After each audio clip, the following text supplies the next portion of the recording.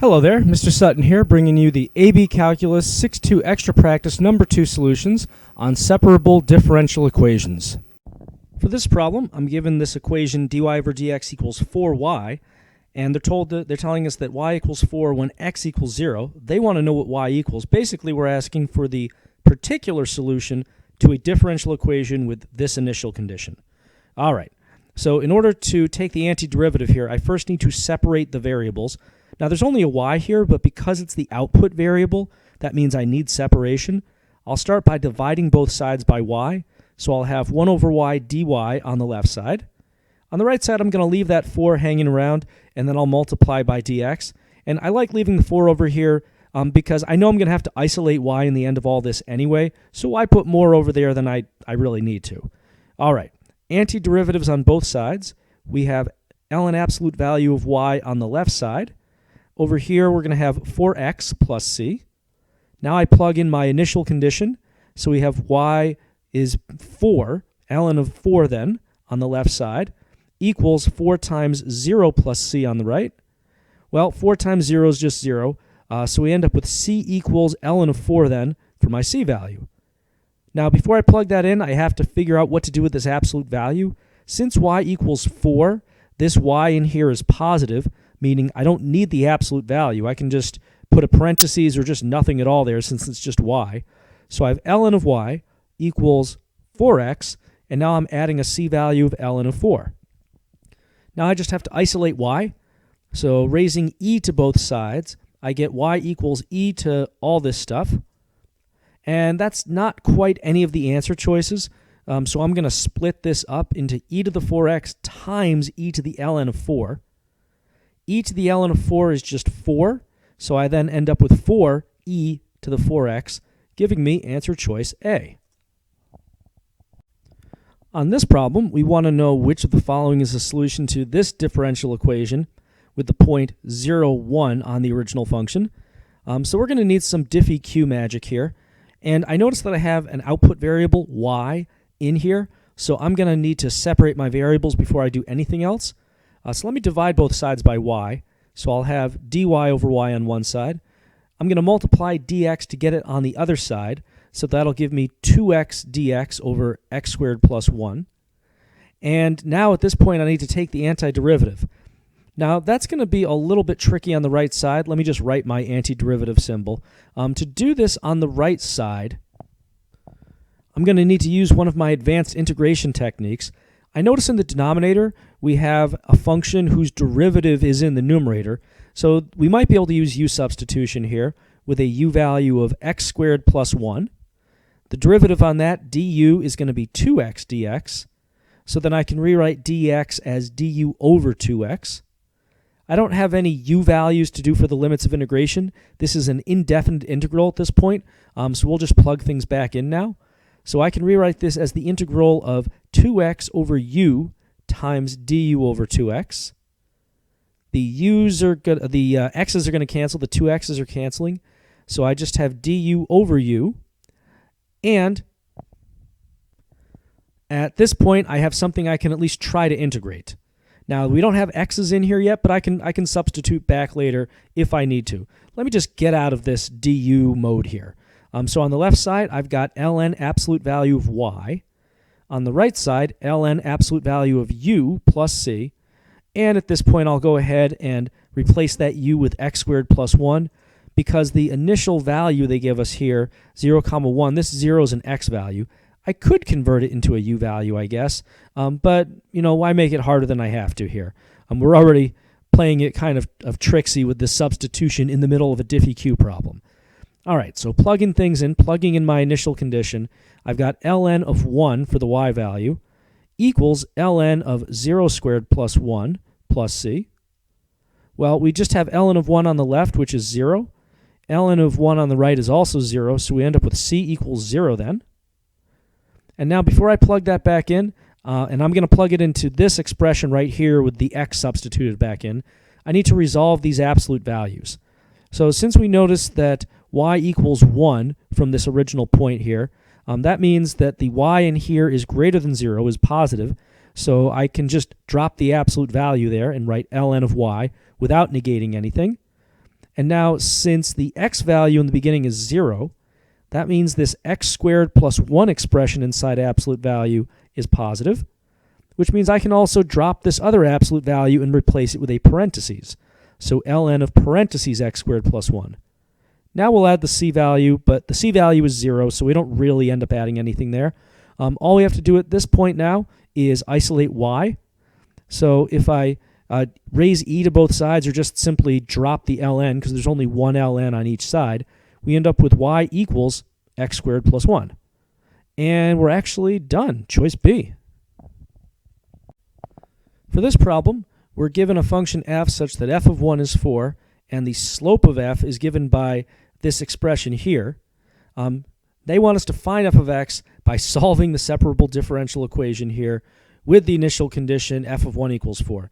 So we probably could have figured that out from up here, but they're just kind of coming out and saying, hey, separate your variables. And they're probably saying that because they see a y here, which means we have to separate the variables if we have an output variable in the differential equation. So starting off on this, we have 2y times dy, and then moving the dx over to the other side, we have all this stuff in the parentheses with a dx next to it. Now we'll take the antiderivative on each side. So on the left side, this bumps up to an exponent of 2. Dividing by that, we have y squared. On the right side, this bumps up to a 3. Dividing by that, we have x cubed plus an x here plus c. Let's plug in that initial condition. So we have 4 going in for the y, so 4 squared on the left. On the right, we're replacing all these x's with 1, so 1 cubed plus 1 plus c. And let's see, 4 squared is 16. This is essentially 1 plus 1, so 2 plus c. 16 minus 2 is 14. And replacing the c over here, we've got y squared equals x cubed plus x plus 14. We only really have a couple more steps. We're going to have to square root to get y by itself, but we need to figure out if we have a positive or negative root. We have to choose one of them. So I notice that I have a y value here of 4, which means in general y is positive. So that means I'm going to write y equals positive square root of x cubed plus x plus 14. On this problem, we're given the differential equation dy over dx equals 1 plus y over x, and obviously x is not 0 or this is undefined. So we want the particular solution given this initial condition of f of negative 1 equals 1. So we're going to take the antiderivative, but before we do that, we need to separate our variables. We have the output variable y in the differential equation, so that needs to go over here to be with the dy. So I'll divide both sides by 1 plus y, and then I'll multiply both sides by dx, so I have dx over x on the right side. Let's take the antiderivative of each side now. These are pretty straightforward. These are just going to be both ln's. So I have ln absolute value of 1 plus y on the left, and ln of absolute value of x plus a c over there on the right side. Now we use our initial condition. We're going to have ln of 1 plus the y value 1 equals ln of absolute value of negative 1 plus c. So this is ln of 2 on the left, ln of 1 on the right, which is just 0. So we have c equals ln of 2 then. And before I go ahead and plug that back in, we have not one but 2 absolute values to resolve. So let's take them one at a time. I notice that y equals 1 in the initial condition. That means that 1 plus y, the stuff inside the absolute value, is going to be positive, which means I can replace this absolute value with just a parentheses. I don't need to negate anything in there. So I've got ln of parentheses 1 plus y. Now let's take care of this absolute value with x inside.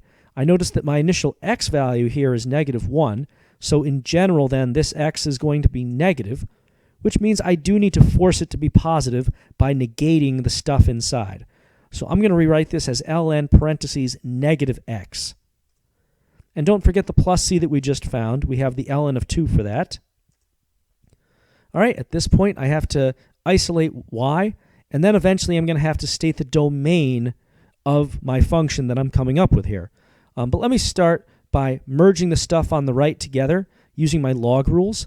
So that means since we're adding these, we're multiplying the things inside the logs. This is ln of parentheses negative 2x on the right side.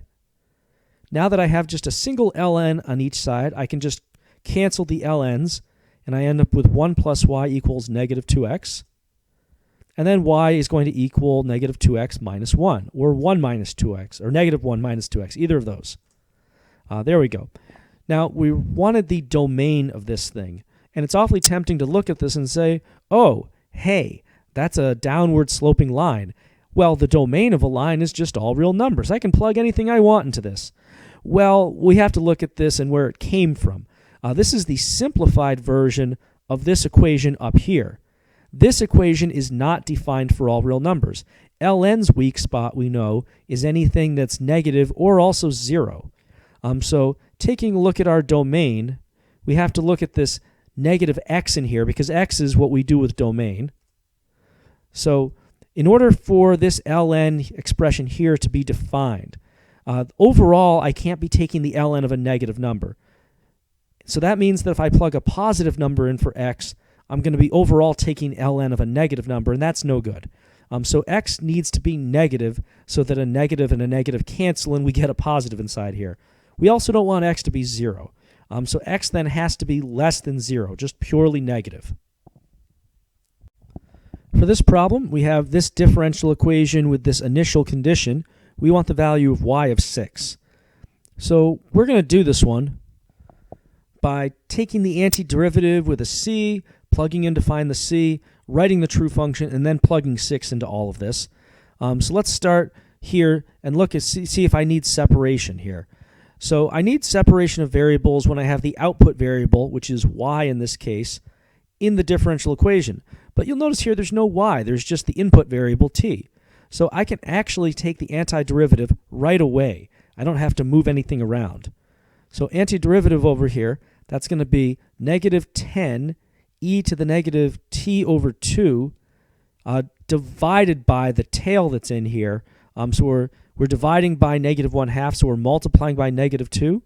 So that comes out to 20 e to the negative t over 2 plus c. All right, let me now plug in my initial condition to get the c value out of this. So we've got 20 on the left side, and that equals 20 e to the negative 0 over 2 plus c on the right side. Well, this is just e to the 0, which is 1. 20 times 1 is 20. If we subtract that from both sides, we get c equals 0. So plugging that back in, I've got y equals 20 e to the negative t over 2 plus 0, which we don't have to write there, but I'll write it just so you can see what's going on. And then if I plug 6 into this expression, I have 20 e to the negative 6 over 2, which is 20 e to the negative 3, which is answer choice B. On this problem, we're given this crazy-looking differential equation with an initial condition of 1, 0. And our first part of the problem is we want an equation of the line tangent to the graph of f that this is based off of at the point 1, 0. And then approximate f of 1.2 with that. So since I'm using a linear approximation, I'm going to use that formula L of x equals f of a plus f prime of a times x minus a.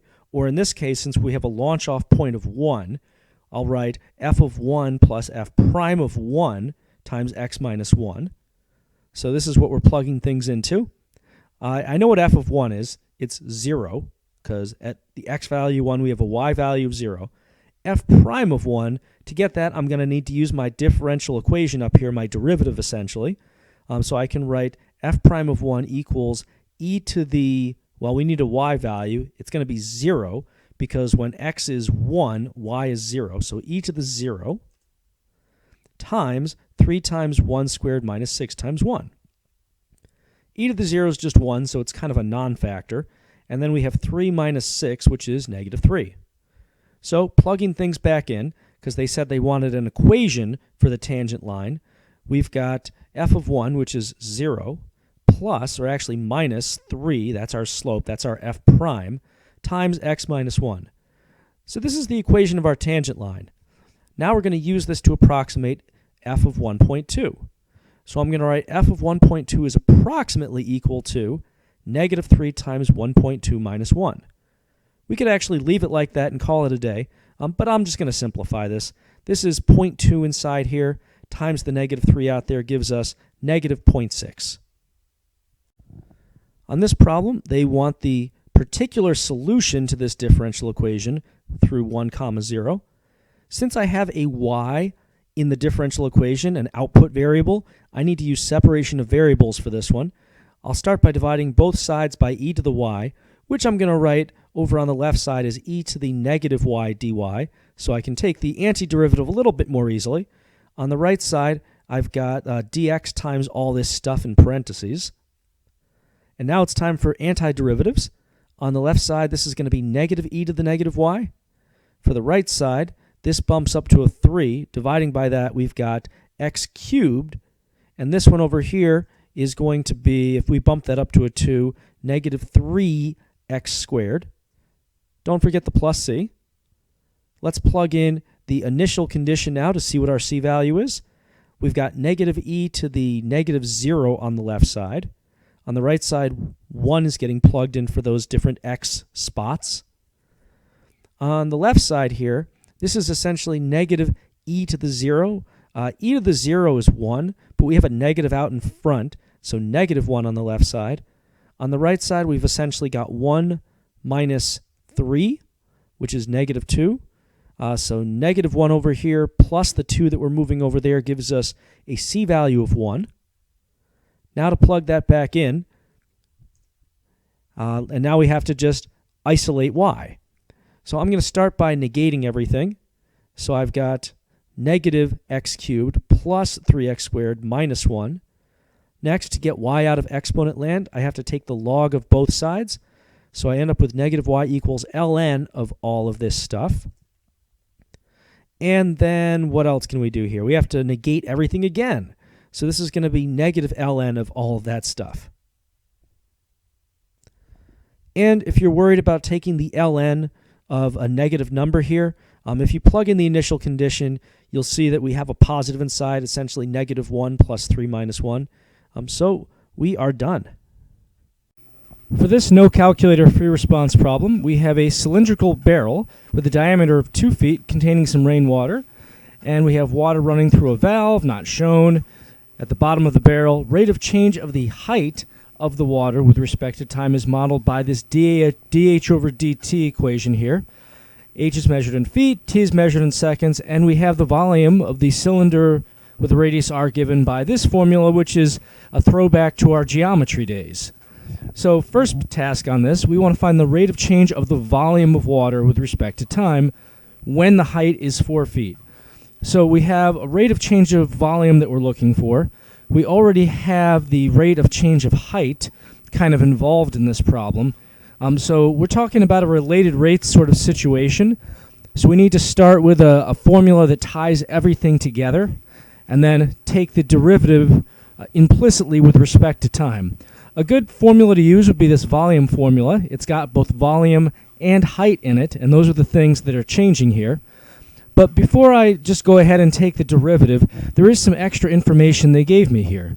They said that our barrel had a diameter of 2 feet, which means it has a radius of 1 foot. Now this is important because the radius is not changing. This is just a cylindrical barrel that, the barrel is not changing dimensions. It stays the same. So when I rewrite this volume formula, I can actually write this as V equals pi times 1 squared times h. So not having that extra r variable in there is really going to make my life a lot easier here. So then pi h is really what I'm dealing with for my volume formula. Now I'm going to go ahead and take the derivative with respect to time. So v, that's going to be dv over dt. And let's see, pi h, so using my constant rule, that's going to be pi, except that everything is a function of time. H is also an implicit function of time, so I have to write dh over dt after that because I'm using the chain rule to take the derivative of h itself after I take the derivative of pi times h. All right, so this is what I'm dealing with here. Now I wanted to find the rate of change of volume, so I'm looking for dv over dt. That means that I need something for dh over dt.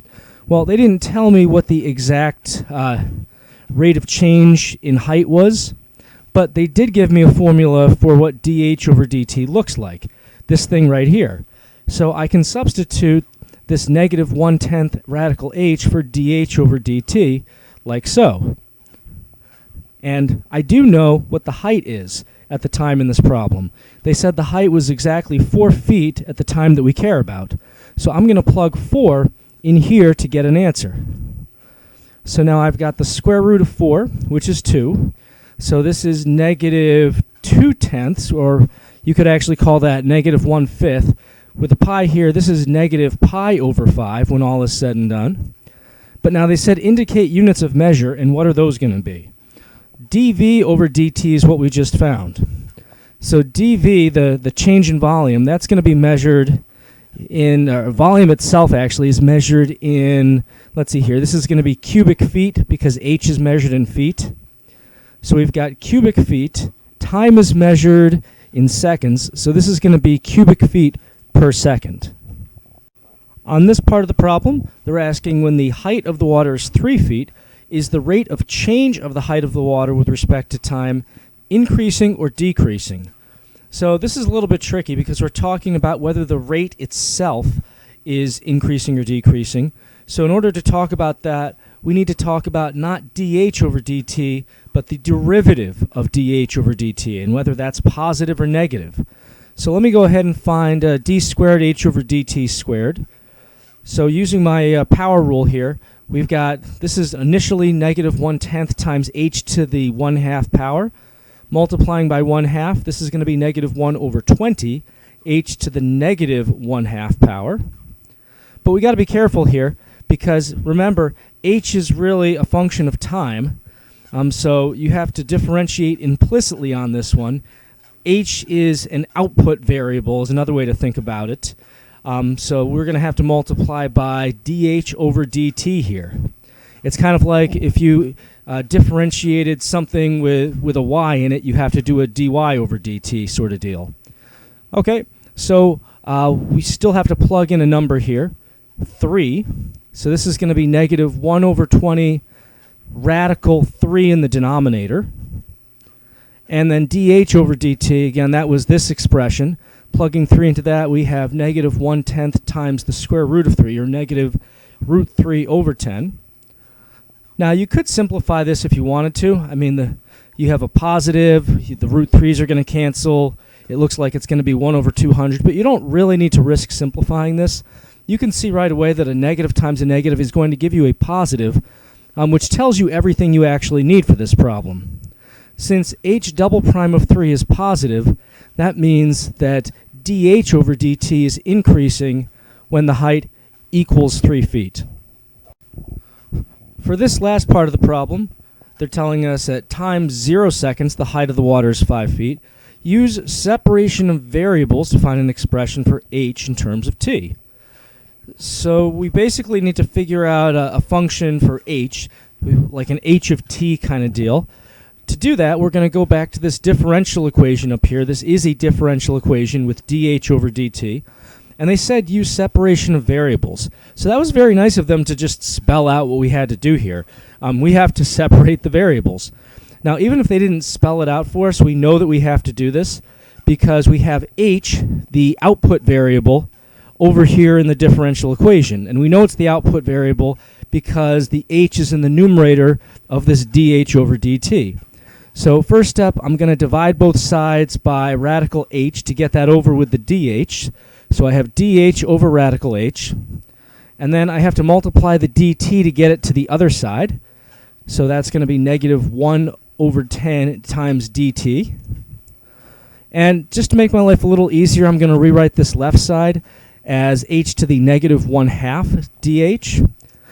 Because the next step here, I have to take the antiderivative of both sides with respect to time. So over on the left side here, let's see here. Well, it's not with respect to time, it's with respect to whatever variable I'm doing.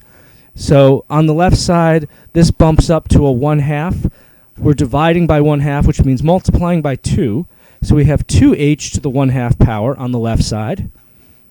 On the right side, this is going to be negative 1/10 t plus c. Don't forget that constant of integration. And at this point, to get an h that actually is kind of centered on a specific point in time, we need to plug in the time 0 and the height 5 to find that c value. So I've got 2 times the square root of 5 essentially on the left side. On the right side, this is going to be negative 1/10 times that time of 0 they gave us.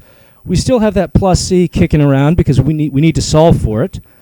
So this negative 1/10 gets zeroed out. We have c equals 2 radical 5 then. Now going back to the original here, I can plug in 2 radical 5 for c. So this expression is going to become this expression over here. I still need to solve for h though. I'm not done until I have an expression for h in terms of t. So let me just divide everything by 2. That would be negative 1 over 20t plus just plain old radical 5. And then I just have to square both sides. So I have all the stuff on the right side here inside a big squared parentheses. And now I have h in terms of t, so this problem is finished.